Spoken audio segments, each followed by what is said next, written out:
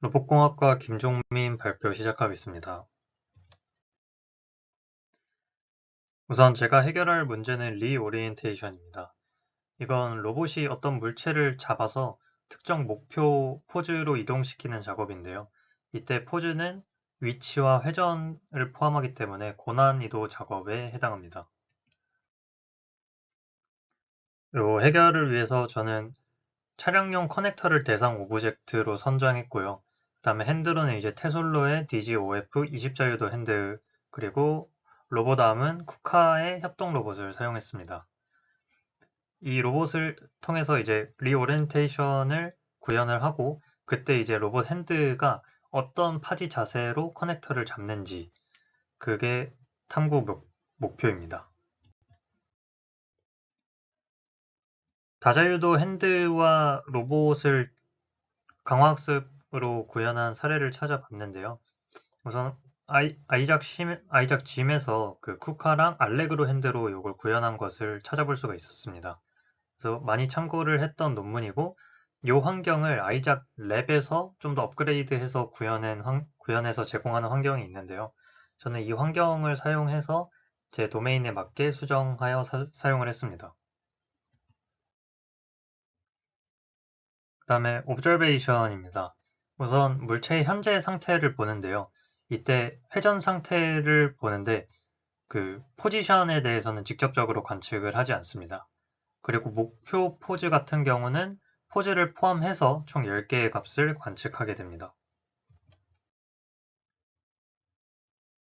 그리고 쿠카와 핸드의 총 27개의 이전 액션 값들 역시 관측을 하고요.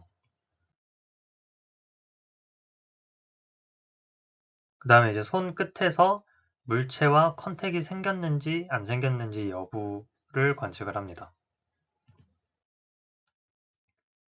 그 다음에 핸드와 로봇 총 27개 조인트에 대한 포지션과 속도를 관측합니다. 그리고 엔드 이펙터 단에서 손가락 5개 끝과 손바닥 총 6개의 리지드 바디에 대해서 스테이트를 관측을 합니다. 그리고 아까 오브젝트의 현재 상태에서 포지션을 보지 않는다고 했는데, 이 관측 값에서는 이제 오브젝트의 표면에서 무작위로 64개의 포인트를 뽑아서 포인트 클라우드를 형성을 하고요. 이제 여기서 각 포인트의 XYZ 포지션 정보를 관측하기 때문에 간접적으로 물체의 포지션 정보를 알 수가 있습니다. 또한 이렇게 학습을 하면 물체의 형상에 대한 정보도 같이 학습을 할 수가 있습니다. 액션은 간단하게 구성이 되어 있습니다.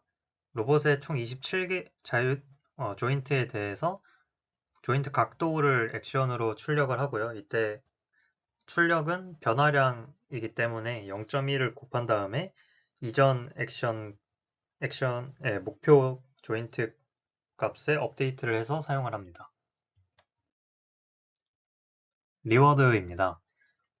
우선 액션 L2와 액션 레이트 L2를 페널티 리워드로 사용을 하고요. 이거는 이제 액션이 갑자기 커지거나 큰 액션이 발생하지 않도록 페널티를 주는 구조입니다. 그래서 로봇이 갑자기 크게 움직이거나 하는 불완전한 움직임이 나오지 않도록 합니다. 중요한 리워드만 몇 개 자세히 보면, 우선 아까 설명드린 손끝들과 손바닥 이 6개의 링크에 대해서 오브젝트와의 거리 오차를 구하고요. 그 6개 중에 제일 큰 걸 뽑아서 리워드로 사용을 합니다. 이렇게 했을 때 장점이, 이런 식으로 리워드를 주면 모든 손가락과 손바닥이 물체에 가까워질 수 있도록 유도를 할 수가 있습니다. 그 다음에 이제 타겟 위치와 방향을 오브젝트가 얼마나 잘 따라가는지에 대한 리워드인데요. 이제 특이한 점이 이제 C라는 걸 곱하게 되는데, 이 C는 이제 그 로봇 핸드가 오브젝트에 컨택을 했냐 안 했냐 여부를 나타냅니다. 그래서 컨택이 안 한 상태에서 오브젝트가 타겟 위치로 이동을 하는 것은 의미 없는 값이기 때문에 컨택을 했을 때만 이 리워드가 발생을 하도록 하고 있습니다. 그 다음으로 이제 석세스 같은 경우는 포지션과 오리엔테이션이 둘 다 어느 정도 맞았을 때 나오는 큰 보상이고요. 얼리 터미네이션은 이제 터미널 스테이트가 총 3개 있는데요. 첫 번째는 타임아웃, 두 번째가 물체가 멀리 날아갔을 때, 그리고 세 번째가 조인트의 속도가 갑자기 커졌을 때입니다. 마지막 상황이 발생했을 때 페널티를 주고요. 굿핑거 컨택 같은 경우는 컨택에 대한 리워드인데 이때 엄지는 꼭 닿아야 하고 나머지 손가락 4개 중에 하나라도 닿으면 보상이 발생하는 구조입니다. 그래서 이제 제 환경은 총 8192개의 병렬 환경으로 구성을 했고요. 각 스텝은 120Hz이고 롤아웃 데이터는 32스텝마다 수집을 했습니다. 이걸 통해서 이제 액터와 크리틱을 업데이트하는 PPO 알고리즘을 사용을 했습니다. 학습 결과 같은 경우는 총 13시간 정도가 걸렸고요. 코렉션 타임이 11시간, 러닝 타임이 약 2시간 정도 걸렸습니다.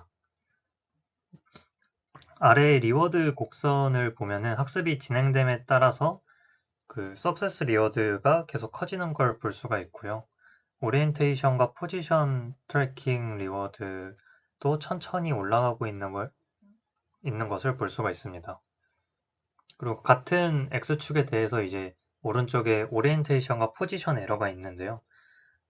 포지션 에러는 어느 정도 수렴을 했다고 생각을 하는데 오리엔테이션 에러는 아직 더 내려갈 여지가 있다고 판단이 됩니다. 근데 이제 제가 발표 준비까지 시간이 부족해서 여기까지 멈췄는데요. 더 학습을 했으면은 더 내려갔을 것 같다는 생각을 합니다.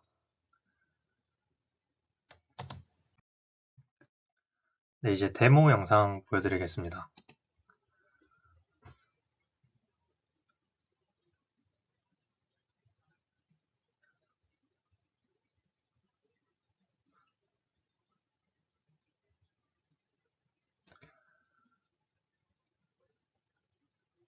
오브젝트의 위치가 랜덤한 곳에서 스폰이 되고 타겟 위치도 랜덤한 곳에서 생성이 돼서 그 위치로 이제 가져가는 태스크입니다.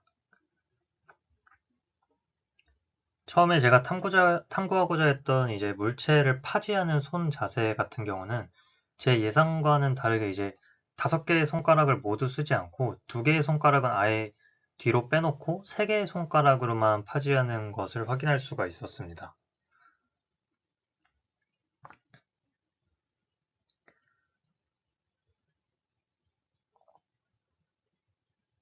성공률이 꽤나 높은 편이지만 가끔 실패할 때도 있고 완전히 정밀하게 포즈에 맞추지 못할 때가 있는데 요건 이제 학습을 더 하면 좋아지지 않았을까 하는 아쉬움이 조금 남습니다.